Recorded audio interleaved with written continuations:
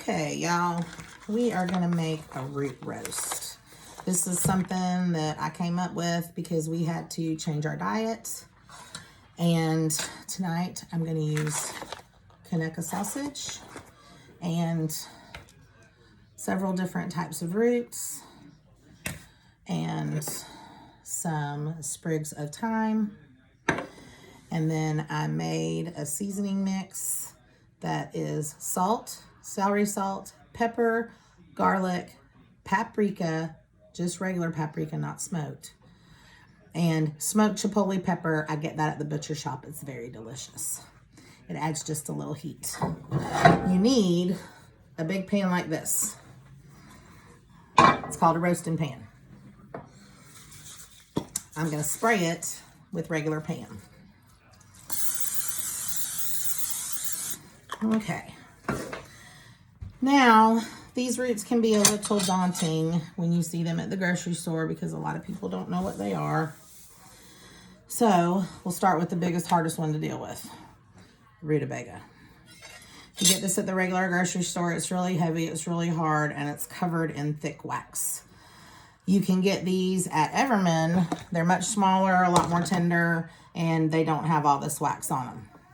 When I'm cooking, I like to have a garbage bowl, and then that way I can just peel right into what I'm doing, and I don't have to worry about my garbage can. And you just peel all this gross wax off of this, just like you would peel a potato.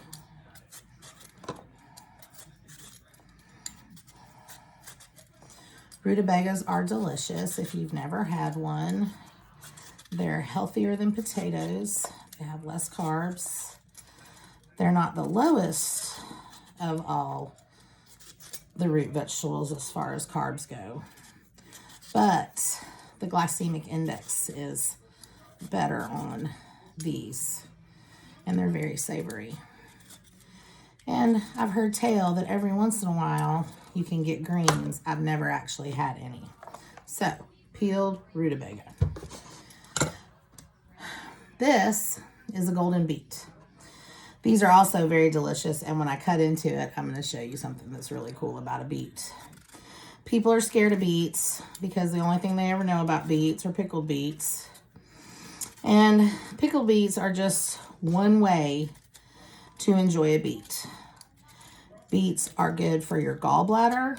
They're good for inflammation. They are good for your liver. You can juice beets and drink the juice. You can eat them raw. You can put them in a salad. You can roast them like I'm fixing to do.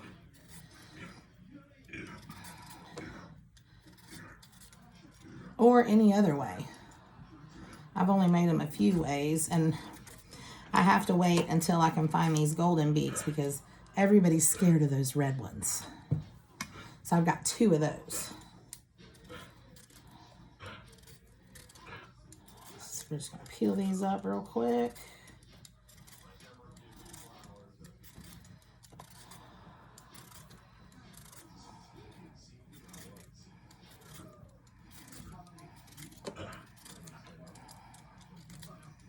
My dog's chewing something in the background. Okay. Parsnip. Looks like a white carrot. It's very white on the inside. I like all kinds of different colors when I cook. I really like to see red and green and yellow and orange and as many colors as I can find to put in a dish. That's the way I like it. I'm not sure why. I've got 2 of these, one good size and then this little bitty one. And they're a little bit like carrots, a little bit more peppery. Just now getting into the parsnips. Jim's back from the store. I'm going to tell him right now, hey, I've started my video. Right there. Say hi, Jim. Hi, Jim. I have some really puny carrots that I'm going to peel and cut up for this. Little tiny little bits and pieces of carrots. And of course, everybody knows. Now, if you're making this root roast for yourself, you can use potatoes, carrots, celery, any kind of root. I've also made it with other green vegetables like Brussels sprouts, different kinds of squashes, butternuts, things like that. And Jim's singing in the background. Alright, just about got my carrots. Alright, so the tools you need to make this dish are a good sharp knife, a vegetable peeler, a cutting board, some olive oil, and then of course your seasoning. And an oven, because it wouldn't be a roast if it went any other way. Okay.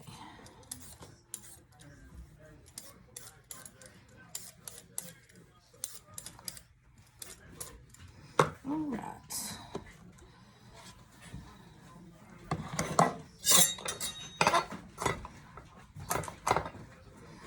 I'm going to cut the ends off everything.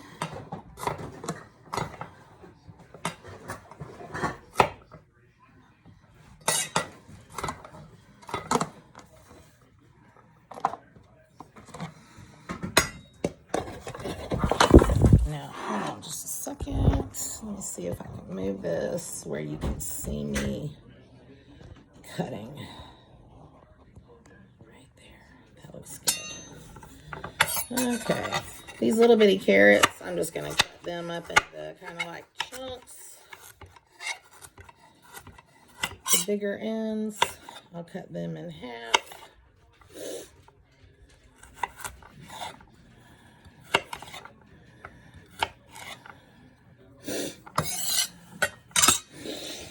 You're going to take all of these vegetables. We're going to throw them in a Ziploc bag.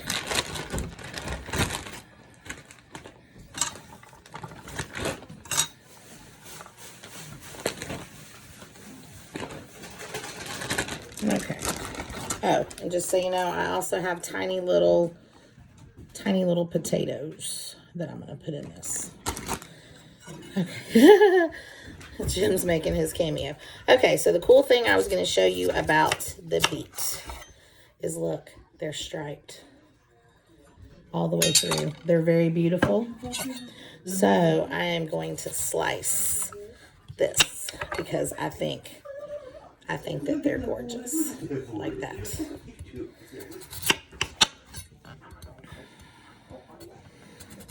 Be really careful with your knife. And to cut up root vegetables, you need a really sharp one because these puppies are hard. I'm going to cut them in half. But look, isn't that pretty? Look, Jim, isn't that pretty? I love beets. They're so pretty. So I've got 2 of those to cut up. Ooh, this one's a little bit more densely colored, so it has really good lines. Isn't that cool?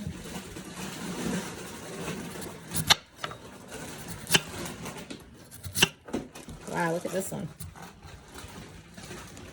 I think that does have really good lines. I know. I love beets. They're so cool. Beets are really underrated vegetable. People are just terrified of them for no reason. They're really delicious and they're sweet. And I'm sorry, but anything can taste good if you coat it in olive oil and cover it in garlic. Wrap it in bacon. Wrap it in bacon. All right, parsnips. Nothing fancy about those. Just going to cut those up into bite-sized hunks.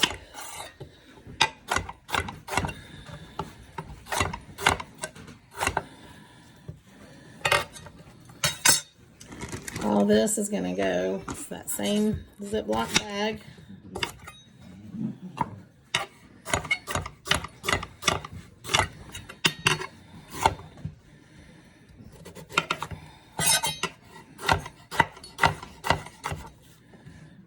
The rutabaga is the hardest to cut up. Y'all might see me struggle with that for just a second. It's a pain.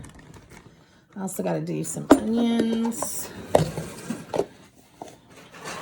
And want a few good cloves of garlic in there. So our onions, we're just going to kind of chunk them up. I like red onions because I like color. And they have good flavor. Jim will tell you I put onions in just about everything. I think that they add a really good natural flavor to just about everything. Onions and garlic are my two faves for everything. What is that? Trinity? What, babe? What is the Trinity? Trinity? Yeah, onion, Mirepoix is onions, yeah, garlic, and carrots, unless you're in Louisiana, and then it's onions, garlic, and green peppers. No, onions, celery, and green peppers. And it's onions, celery, and carrots, not garlic. Garlic's an addition. I was wrong about that. Oh, yeah, my knife is sharp. Yeah. All right, these rutabagas, I'm going to kind of slice them since I got the other vegetables sliced, and I think I'm going to cut these up into diamonds.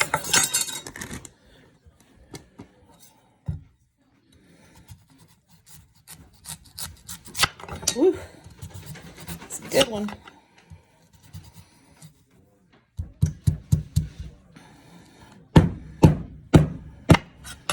Probably not the appropriate way, but y'all ain't never been to culinary. I just do it how I do it, and it works for me.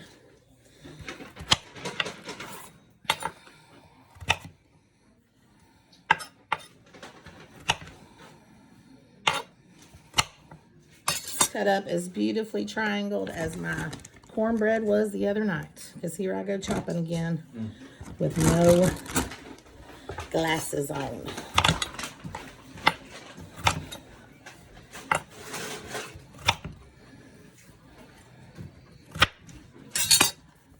They look like little wedges of Parmesan cheese, don't they? Yeah. Sometimes, y'all, I put turnip root in this. Sometimes I put celery. Today I didn't have any celery. This is what I had. We went to a really cute farmer's market the other day over on Mobile Highway, and I got all these veggies with the intention, oops, sorry, I'm not a professional, of making this for you guys to see. Okay, garlic.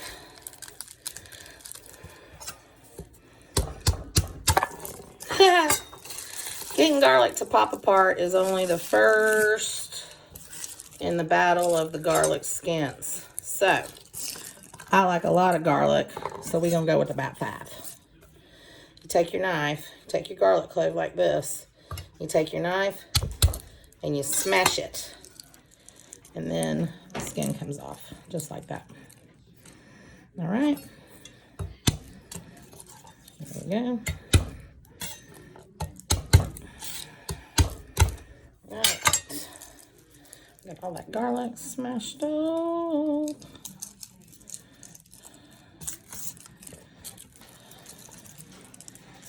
Get all this. Yeah, sometimes I sing while I work. And I make up songs. It's a little fun thing. All right. Now, I'm just going to run my finger, not my finger, my knife, coarsely through this garlic because I want it to be a little chunky because, like I said, I love garlic.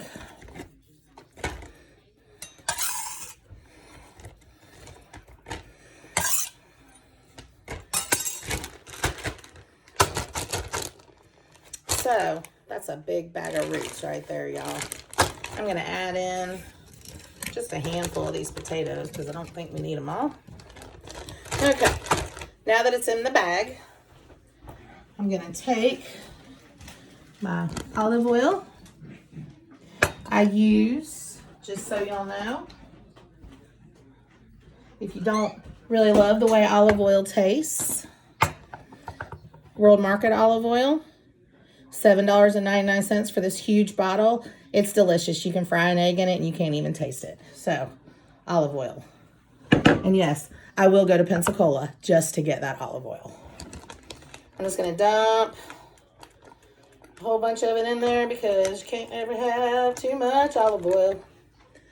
Okay. I'll take my seasoning mix that I made up. This right here. Throw that in there. And take my sprigs of thyme. Now with herbs, if you take the end of the herb sprig and rake it backwards, watch, like this. The herbs just come right off. Just like that. This is optional. You can also use dried, but if you don't know about herbs, if you use dried, you use half of what you would use if you used fresh, because they're more intense. So it looks like I'm putting a lot in there, but fresh herbs don't have a huge amount of flavor on their own. Now dried herbs, if you get dried herbs, the oils release if you rub them between your fingers as you're putting them in. Okay, so we're gonna take this bag just like this, and we are just gonna shake this around. Oh no! Damn it! I shook my bag. My bag wasn't closed all the way. Hold on, y'all. That didn't work out. Dang it.